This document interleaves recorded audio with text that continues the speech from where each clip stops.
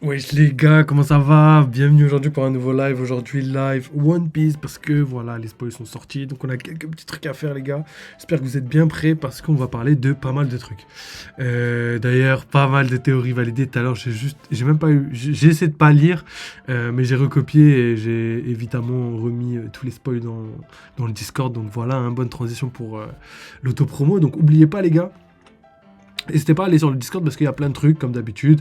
L'onglet One Piece avec énormément d'informations, hein. Je vous mets plein d'informations histoire que vous puissiez avoir toutes les infos de One Piece dans chaque salon. Donc là j'ai déjà mis les mini-aventures, il y a les théories des abonnés, il y a aussi l'encyclopédie qui va être bientôt garnie. Donc là on commence à faire quelque chose de carré en mode... on va ramener des informations, mais on va aussi les retravailler pour que ce soit quelque chose de joli et de cohérent aussi, parce que voilà, il faut que ce soit joli. Donc voilà. Ensuite, il y a aussi des onglets gaming, des onglets pour discuter, des onglets pour partager tout ce que vous voulez. Donc n'hésitez pas à aller checker. Ensuite, il y a le petit Twitter, donc n'hésitez pas à aller checker aussi. C'est là-bas que je remets plein d'infos. Et sinon, il y a YouTube, les gars, tout simplement. Hein. Pour la team YouTube, n'hésitez pas, comme d'habitude, faire le petit like, le petit follow et le petit commentaire, évidemment, parce que ça aide grandement le développement de la chaîne. Donc voilà, hein, il y a plein de trucs, n'hésitez pas à aller regarder. Hein, plein de vidéos qui arrivent, hein, comme d'habitude, les 2 vidéos qui sont en préparation et qui vont arriver au bon moment, vous inquiétez pas. Là, il y en a une qui est finie, l'autre qui est quasiment finie. Et en fait, je les sors pas parce que j'attends le bon moment, tout simplement. Je vais essayer de faire un événement autour de ça. Donc voilà, les gars. Donc voilà, d'ailleurs, n'hésitez pas les gars pour la team YouTube, n'hésitez pas à me dire si jamais vous voulez que je live sur YouTube tout simplement. Je me pose la question en fait, est-ce que je liverai pas de temps en temps sur YouTube au moins une fois par semaine, histoire ouais, de changer un petit peu, de ramener un petit peu des bails à la team YouTube. Donc voilà, n'hésitez pas à me dire les gars. En tout cas, voilà, je suis ouvert à toute proposition, on verra les gars. Donc voilà, aujourd'hui les spoils les gars, donc il y a plein de trucs qui sont sortis. Donc là, je pense que sans plus attendre, j'ai fait tout ce que j'avais à faire. Le plus important maintenant, c'est d'aller checker directement les spoils. Donc, let's go les gars, j'espère que vous êtes bien prêts. Attendez, juste j'active la cam. Voilà les gars, j'espère que vous êtes bien prêts parce que voilà, toutes les informations sont là. On va lire ça ensemble. J'ai hâte de débriefer de tout ça avec vous parce qu'on a beaucoup d'infos les gars. Donc déjà, premièrement, One Piece spoiler 1119, les géants applaudissent Luffy et Bonnie. Donc voilà, hein, on reprend là où le chapitre s'est arrêté précédemment, donc tout va bien. On a donc les géants qui sûrement, ça doit être une scène assez marrante, histoire de ramener un petit peu un peu le côté drôle, tu vois, du manga. Donc là, on va avoir quelques petites images assez sympathiques. Donc voilà, je pense que ça... Il n'y a pas trop d'informations à ça, mais les gens sont contents. Ensuite, Mars dit que la transformation de Bonnie n'est qu'une fausse transformation et Mars attaque. Ok, donc ça, ce qui est bien, c'est que voilà. Ça, je vous l'avais dit déjà plusieurs fois, les gars. Le problème du fruit à Bonnie, c'est qu'il est beaucoup trop puissant. Et s'il reste tel quel dans le manga, ce sera quelque chose de pas ouf, dans le sens où son pouvoir est beaucoup trop fort et inadapté pour One Piece tout simplement. Hein. On a vu qu'Oda avait un très bon power scaling qui gérait vraiment la puissance de chacun des personnages pour rester cohérent avec le reste de l'œuvre et au final ramener une enfant de 12 ans avec plein de rêves, etc., etc., au level du protagoniste principal du manga. C'était un peu difficile à avaler pour les fans et j'ai vu beaucoup de critiques par rapport à ça. Moi le premier. Hein. Et après, moi je fais des critiques constructives, donc je suis assez gentil et tout, mais j'ai vu pas mal de critiques. En tout cas, ce qui est sûr, c'est que Bonnie, effectivement, heureusement, Oda a quand même fixé des limites au pouvoir de son fruit, parce que sinon ce serait incohérent, mais vraiment incohérent. En tout cas, content de savoir que voilà, Bonnie n'est pas non plus... trop cheatée. Elle est à un bon level, mais pas trop cheatée. Ensuite, on continue. Luffy se transforme en ballon géant, donc suite à l'attaque de Mars. Donc voilà, le combat des Gorosei reprend avec Luffy face à Mars en premier temps, et on verra dans la suite des chapitres qu'il va y avoir beaucoup d'informations, beaucoup de combats, beaucoup d'échanges. Donc comme je l'avais dit, tout se passe comme prévu les gars, parce que je vous avais prévenu là. Je vous avais dit, il y a plein de trucs qui vont arriver et les Gorosei vont commencer à échanger des coups avec les Mugiwara parce que c'est comme ça, tu vois. Il n'y avait pas le choix. Il fallait que les Mugiwara montrent de quoi ils étaient capables et il fallait aussi que voilà, les Gorosei, on l'avait très bien compris et très bien vu, qu'ils essayaient à tout prix d'exécuter leur mission à bien, mais qu'au final, euh, leur mission étant entre guillemets accomplie au niveau en tout cas du diffus escargophone, en tout cas on verra partiellement parce qu'on verra par la suite pourquoi, et ben ils se sont pris, enfin ils doivent s'en prendre maintenant aux Vegapunk et les Vegapunk sont avec qui? Les Mugiwara. Donc on a vu que les Mugiwara avaient perdu déjà le vrai Vegapunk, le Stella. Donc ils avaient failli entre guillemets à la promesse qu'ils avaient fait à Sentomaru, en tout cas la promesse que Luffy a faite à Sentomaru.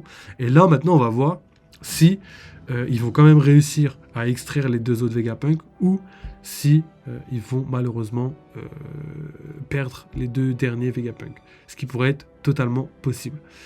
Donc voilà, moi j'ai ma théorie là-dessus. On verra à la fin du live, enfin à la fin de l'analyse, pendant l'analyse, que comme ça on aura, je rassemble tout en même temps. Donc voilà. Ensuite, il y a Luffy qui dit aux autres que les monstres peuvent se rétablir et qu'il vaut mieux les envoyer voler. Donc ça, c'est marrant, parce que voilà, enfin, le génie de Luffy revient un petit peu au combat. Il a enfin compris qu'ils étaient immortels, entre guillemets. Et pour lui, sa solution personnelle, c'est de les envoyer voler très loin. Et c'est une très bonne technique, parce que tout ce qu'ils ont à faire, c'est pas les battre, c'est vraiment de fuir. Et pour fuir, comme on l'avait dit, il fallait trouver quelque chose pour fuir. Donc on avait émis beaucoup d'hypothèses, mais celle-ci on l'avait émise aussi. Donc voilà, tout se passe encore comme prévu. Je suis archi satisfait du chapitre et de la façon dont Oda a pris les trucs. Il reste cohérent et il reste sur sa ligne directive, donc c'est parfait. Merci Oda. Ensuite, il y a Luffy, Sanji, Franky et Bonnie qui effectuent une attaque combinée qui fait fuir Mars. Donc je sais pas ce que ça veut dire qui fait fuir Mars. Je pense encore que là, c'est soit une mauvaise traduction, ou soit c'est encore une erreur des leakers. Je pense que ça ne fait pas fuir Mars, mais qui envoie voler Mars tout simplement, comme Luffy l'a dit juste avant. Si Luffy le dit, normalement, ils exécutent un petit peu ce que Luffy a dit précédemment. C'est une logique. Mais le fait d'avoir mis ça, j'ai laissé ça comme ça, mais bon, encore une fois, on corrige ce que disent les leakers. Donc voilà. Ensuite, il y a l'ancien robot qui se réveille. Donc là, je suis content de ouf. L'ancien robot qui se réveille et le Dedenmushi se réveille aussi et la diffusion continue. Donc il y a vraiment un lien étroit entre le diffus escargophone et le robot depuis quelques chapitres, mais on comprend pas quoi, on comprend pas pourquoi, on comprend pas comment non plus. Je trouve ça même trop bizarre. Parce que c'est très simple. Le robot géant, à la base, il était, entre guillemets, endormi. Il était endormi. Et malgré ça, le message, en tout cas, s'envoyait. Et quand je disais qu'il était endormi, c'est qu'en mode, il est endormi, mais pas complètement. C'est-à-dire que, quand on l'a vu la première fois s'éveiller, mais juste petit à petit, tu vois, genre juste les yeux qui s'allument, c'était au moment où Vegapunk disait son message à peu près. Et du coup, à ce moment-là, le robot ne pouvait pas marcher. Il était quand même allongé, il bougeait pas. Par contre, le message, lui, s'activait. Et le délire, c'est que là, le problème, c'est que le robot, même si il est toujours conscient, le message, des fois, s'arrête, reprend, s'arrête, reprend. Et on comprend toujours pas pourquoi. Et ça, je trouve que c'est compliqué à expliquer pourquoi. Donc, je prends du recul par rapport à ça. Et je me dis que possiblement, je dis bien possiblement, j'ai mis une éventualité, c'est que ils sont liés, mais qu'au final, ce soit une feinte. En mode... c'est trop bizarre le fait que des fois il marche, des fois il marche pas, et que le robot, des fois il est coulé, des fois il est conscient, et au final, le message se coupe quand même, etc. Donc c'est bizarre. Je comprends pas trop comment ça se passe. Je sais pas s'il tombe dans les pommes, peut-être l'escargophone tombe dans les pommes, quelque chose comme ça. Mais il y a quelque chose que j'arrive toujours pas à comprendre, et potentiellement, on verra par la suite. Peut-être qu'ils sont liés, mais pas tant que ça non plus. Donc voilà. Ensuite, on a Vegapunk qui dit que ce qui a ce qui a été hérité peut être appelé un testament et il espère pardon, qu'il sera transmis. Donc voilà, encore des petits messages. Le message s'est coupé mais reprend. Donc là, c'est surprenant, hein. Je m'attendais pas à ce qu'ils reprennent carrément. Mais dans tous les cas, on va pas avoir le message en entier. Déjà, on a vu qu'il allait pas être complètement là. Donc voilà, encore une fois, Doda magnifique. Le message s'arrête, reprend, s'arrêtera, reprendra. Et normalement, on n'aura pas la fin du message. Ce qui est, à mon sens, totalement logique d'après la manière dont on voit les choses. Après, peut-être on aura la fin du message, mais en tout cas, on n'aura pas tous les éléments du message. C'est ce que j'ai essayé de dire tout ce temps. Donc voilà, pour l'instant, tout se passe comme prévu. On continue. Pour en revenir à Luffy, il attaque Jupiter. Donc voilà. Sans transition, les lecteurs nous disent que Jupiter est arrivé aux côtés de Mars. Donc voilà. Pour en revenir à Luffy, donc, il attaque Jupiter. Walkyrie s'attaque au navire d'Elbaf. Donc déjà, tout se passe un petit peu comme prévu, comme je vous avais dit. Le but des Gorosei, ça va être d'attaquer les Vegapunk, mais il va aussi essayer de détruire les navires, etc. pour empêcher n'importe qui de fuir. Là, ce que les Gorosei veulent, c'est vraiment s'en prendre à toutes les personnes sur l'île.